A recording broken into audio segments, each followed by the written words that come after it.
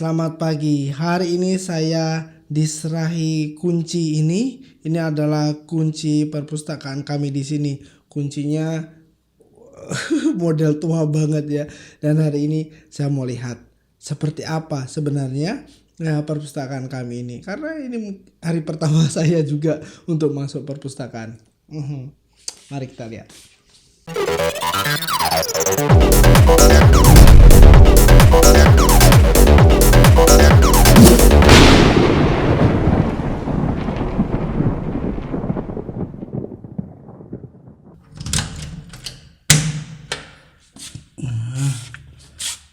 Ini ya. Wow. Oh. Wah. Keren juga. Ini apa ini? Wah. Wah.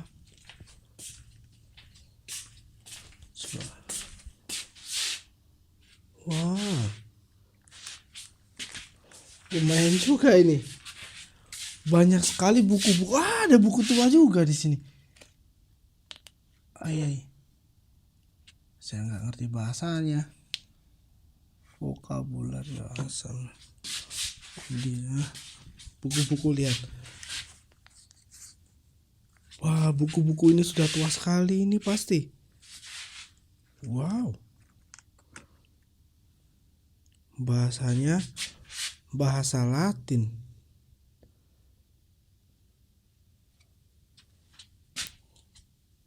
Saya dengar sih dari abad ke-16 juga di sini. Tapi saya belum lihat yang mana.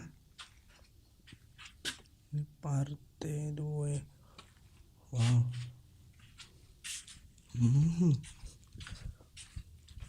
Wah, banyak sekali. Ini apa buku ini? Coba kita lihat. Kita lihat bersama. Wih.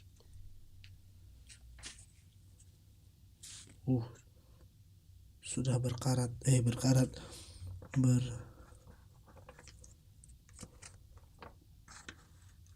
Nah, nih benar juga, pas.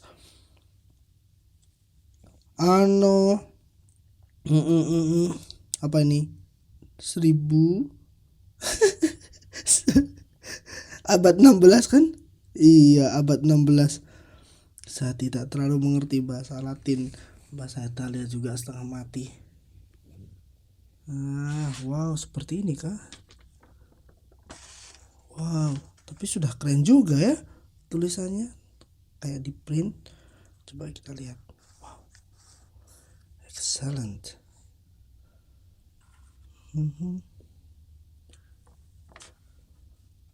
Nah, sudahlah, tidak mengerti juga bahasanya. Jadi kalau bisa berbahasa Latin, wah enak sekali ya. Bisa mengerti buku-buku kuno di sini. Sayangnya saya belum bisa berbahasa Latin. Bahasa Italia juga setengah mati. Kita kembalikan. Nah, sekarang mari kita membaca bersama Injil hari ini dan mencoba menggali perenungan-perenungan yang bisa kita dapatkan dari Injil hari ini. Cuma sekarang ini saya sedang mencari tempat di mana saya bisa taruh kamera. Mungkin di sini. Coba ya. Oh iya, tidak bisa. Ya sudahlah, saya pegang saja.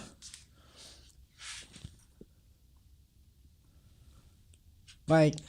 Selamat hari Tuhan saudara-saudara sekalian. Salam damai Tuhan kita Yesus Kristus menyertai kita semua. Bersama lagi dengan saya Romo Argo di channel Heavenward. Dan seperti tadi di awal sudah saya perkenalkan tempat ini. Ini adalah perpustakaan komunitas kami OAD di Napoli, Italia. Lumayan banyak buku-buku yang ada di sini, termasuk buku-buku yang sudah uzur dari abad ke-16. Mungkin ada yang lebih tua lagi, tapi kebetulan tadi saya buka ada yang abad 16 yang saya dengar ternyata benar ada di situ. Baik saudara-saudaraku, mari kita dengarkan Injil hari ini.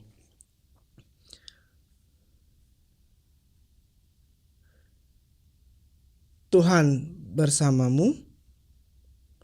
Inilah Injil Yesus Kristus menurut Santo Matius.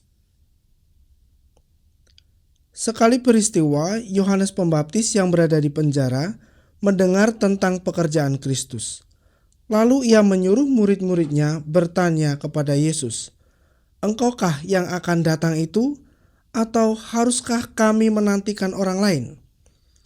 Yesus menjawab mereka, "Pergilah dan katakanlah kepada Yohanes apa yang kamu dengar dan kamu lihat.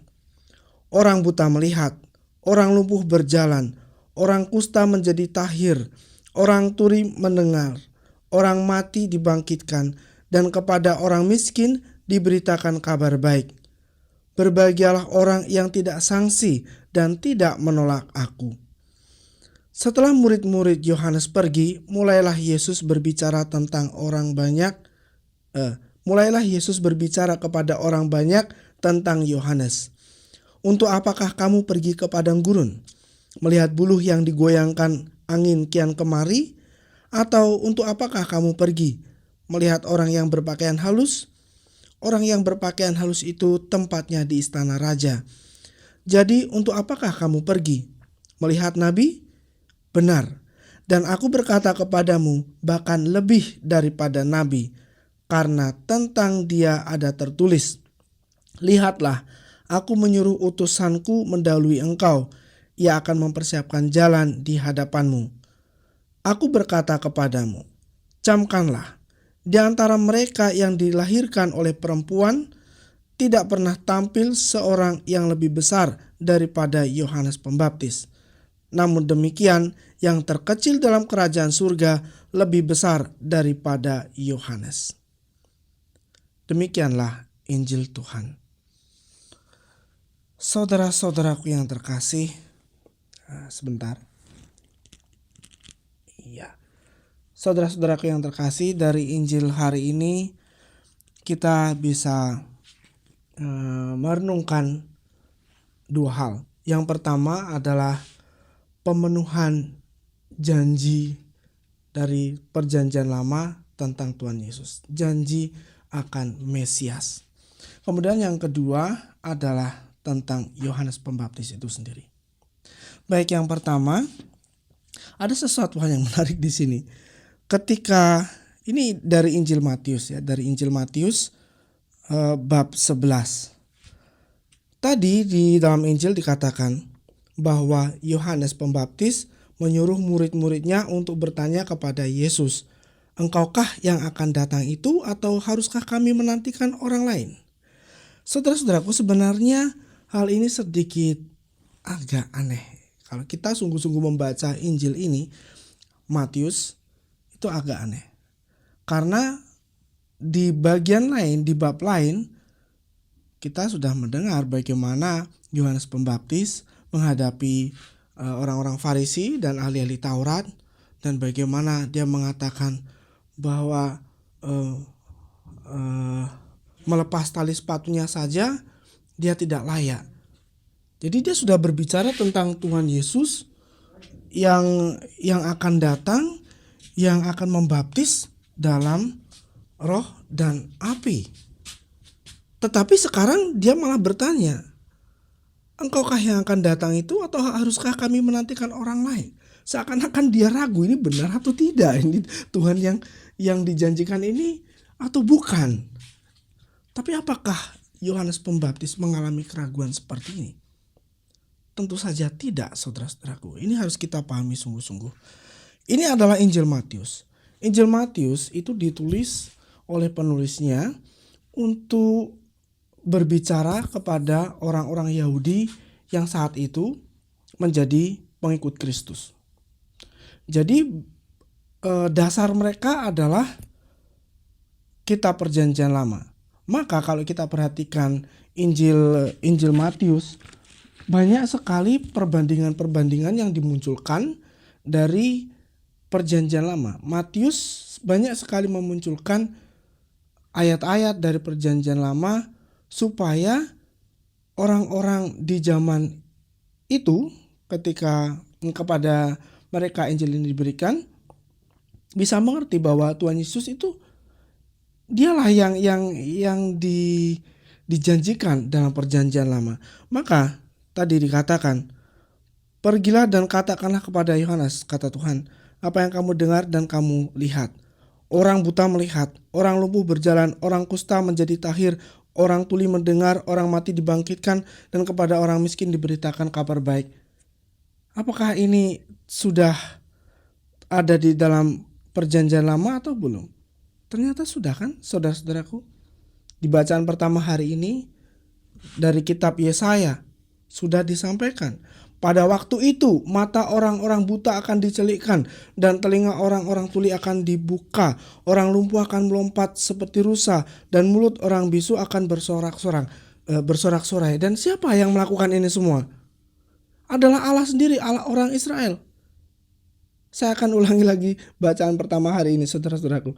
Lihatlah, Allahmu akan datang dengan membawa pembalasan dan ganjaran. Ia sendiri datang menyelamatkan kamu. Pada waktu itu, mata orang-orang buta akan dicelikkan dan telinga orang-orang tuli akan dibuka. Orang lumpuh akan melompat seperti rusa dan mulut orang bisu akan bersorak-sorai. Jadi jelas apa yang dikatakan Tuhan Yesus dalam Injil Matius ini, Matius memunculkan untuk membandingkan ya. Tuhan Yesus mengatakan apa yang sudah disampaikan oleh Yesaya di dalam Perjanjian Lama sebagai pemenuhan tentang janji keselamatan itu sendiri. Janji kedatangan Mesias, Allah menjadi manusia. Supaya apa? Supaya orang-orang itu jadi ngeh, jadi yakin bahwa ternyata Yesus inilah yang selama ini dinanti-nantikan. Jadi tidak ada lagi keraguan-raguan di dalam diri mereka. Jadi sekali lagi saudara-saudaraku, ketika Yohanes Pembaptis menyuruh orang-orang ini untuk pergi bertanya kepada Tuhan Yesus, bukan berarti Yohanes Pembaptis sendiri ragu. Tidak. Tetapi memang itu dimunculkan oleh Matius sang penulis Injil untuk memberi perbandingan, untuk membuat orang di zaman itu mengerti siapa Tuhan Yesus. Dan itu untuk kita sekarang sama. Kalau ini percakapan ini tidak dimunculkan, peristiwa ini tidak dimunculkan, kita tidak akan ngerti bahwa sebenarnya Tuhan Yesus inilah yang sudah disampaikan oleh Nabi Yesaya. Ya, jadi hal ini kita sudah mengerti bersama ya. Deal di sini. Jadi sekali lagi tidak ada keraguan-raguan di dalam Yohanes Pembaptis. Tetapi ini semua untuk kita, supaya kita mengerti bahwa Yesus adalah Allah yang telah dijanjikan oleh Yesaya. Dia akan menjadi manusia menyelamatkan kita semua. Kemudian yang kedua tentang Yohanes Pembaptis ini sendiri. Dikatakan di dalam Injil tadi bahwa dia adalah orang yang besar, ya, lebih besar daripada nabi, dan dia ditugaskan untuk mempersiapkan jalan Tuhan. Ya. Tapi di sini ada satu pertanyaan, mengapa Tuhan butuh persiapan? Persiapan macam apa? Bagaimana mempersiapkannya? Nah, ini yang perlu kita renungkan, saudara-saudaraku. Apakah Tuhan butuh persiapan? Sebenarnya bukan Tuhan yang butuh persiapan. Tetapi Yohanes itu diutus untuk mempersiapkan jalan supaya Tuhan bisa sampai kepada tujuannya. Tidak tersandung-sandung. Itu bahasa saya. Tetapi yang saya maksud di sini adalah sebenarnya yang dipersiapkan itu adalah kita. Supaya kita siap untuk menyambut Tuhan. Kalau itu tidak terjadi, Yohanes Pembaptis tidak datang, bagaimana kita bisa mengerti bahwa Tuhan Yesus datang? Allah ada di antara kita.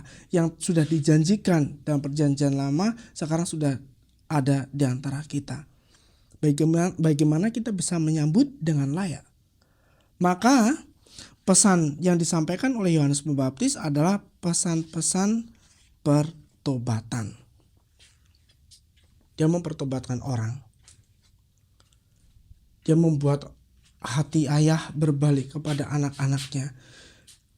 Jadi pesan pertobatan inilah yang dikatakan sebagai persiapan. Dan untuk mempersiapkan diri menyambut Tuhan memang kita harus bertobat, saudara-saudaraku. Sekarang yang ditanyakan adalah pertobatan itu seperti apa? Sering kali kita berbicara tentang pertobatan itu berhenti dari dosa. Ya memang pertobatan berhenti dari dosa. Tapi lebih daripada itu, pertobatan itu sungguh-sungguh berubah. Karena gambar Allah di dalam diri kita, kita diciptakan sesuai dengan gambar Allah. Nah, gambar Allah itu pudar. Pudar karena apa? Karena dosa.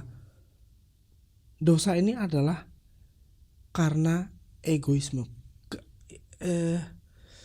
Mementingkan diri sendiri ya. Itulah akar dosa, saudara-saudaraku.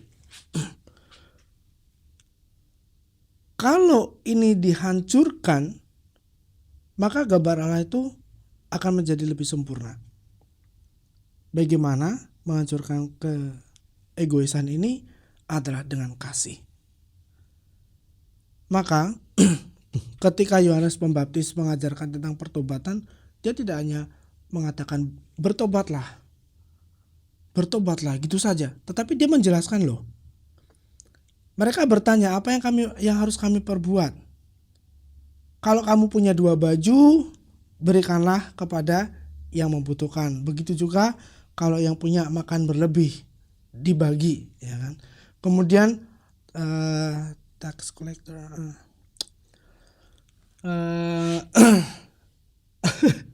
apa namanya? Saya lupa. Pajak, pemungut cukai. Nah, pemungut cukai datang juga. Apa yang harus kami perbuat? Jangan nagih lebih besar dari yang sudah seharusnya, ya kan? Kemudian para prajurit, tentara-tentara juga datang bertanya, apa yang harus kami lakukan? Jangan ngerampok, jangan dan seterusnya. Ingat kan sabda Tuhan yang ini? Saya tidak membaca sehingga saya tidak bisa menyampaikan secara tepat apa yang dikatakan. Jadi mohon maaf. Tetapi intinya seperti itu. Yohanes mengajarkan kita harus berbagi, kita harus berbuat sesuai dengan apa yang seharusnya. Jangan merampok, jangan korupsi, jangan melakukan hal yang tidak baik. Intinya itu adalah kasih, karena itu tidak lagi untuk diri kita sendiri tetapi untuk orang lain juga. Kalau kita mementingkan diri kita sendiri, yang muncul adalah dosa. Tidak peduli orang lain mau korupsi, mau merampok, mau melihat orang kelaparan juga saya nggak peduli, gitu kan? Karena yang penting saya oke.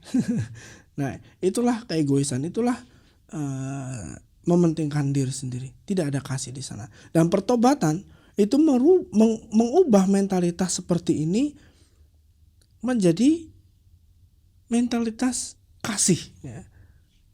Seperti yang Tuhan lakukan di kayu salib. Saya selalu menegaskan kasih, karena ini inti ajaran dari Tuhan. Karena percuma kita tidak melakukan dosa misalnya, ya. Bukan saya mengajak Anda berdosa, tidak. Maksudnya meskipun kita tidak melakukan dosa, meskipun kita berpuasa, berpantang, tetapi ujung-ujungnya kita masih hidup untuk diri kita sendiri, percuma, saudara-saudaraku. Kita nggak dapet intinya. Kita nggak ngeklik gitu loh, nggak ngeklik sama Tuhan. Harus sempurna. Dosa enggak, kasih iya. Ya, gitu, saudara-saudaraku. Bruder. Bruder nyusul saya. Ya. Jadi saudara-saudaraku, kalau kita berbicara tentang pertobatan yang sempurna, kita harus berbicara tentang kasih. Itulah pertobatan. Sehingga jika kita hidup sungguh-sungguh dalam kasih, gambar Allah ini akan semakin sempurna dalam diri kita. Karena kita ingat, Allah adalah kasih. Itulah mengapa saya menegaskan untuk memunculkan gambar Allah dalam hidup kita adalah dengan kasih. Kasih itu seperti apa? Lihat salib Tuhan Yesus. Lihat Yesus yang tergantung, itulah salib. Maka saudara-saudaraku, mari kita renungkan Injil hari ini tentang perutusan Yohanes Pembaptis. Saya mengingatkan lagi, yang pertama adalah untuk memberi kejelasan kepada kita bahwa Tuhan Yesuslah Dia Allah menjadi manusia yang menyelamatkan kita. Sudah dijanjikan di perjanjian lama. Dan yang kedua adalah tentang pertobatan, misi yang dilakukan oleh Yohanes Pembaptis. Kita harus bekerja sama dengan misi Yohanes Pembaptis ini. Kalau kita ingin bertobat, maka hiduplah dalam kasih. Tidak hanya berhenti berbuat dosa saja kemudian masih hidup untuk diri kita sendiri, tidak. Kita harus sempurna, kita harus berbuat lebih. Mari saudara-saudaraku, kita saling mendoakan satu sama lain supaya kita bisa mempersiapkan diri dengan baik menyambut Natal dengan lebih baik pula. Tuhan Yesus mengasihi dan memberkati kita semua. Sekarang saya punya banyak kerjaan ini, katanya saya harus membersihkan ini semua dari debu-debu, kemudian menata ulang, diatur dengan baik. Ya, doakan saya. Tuhan Yesus memberkati. Mari.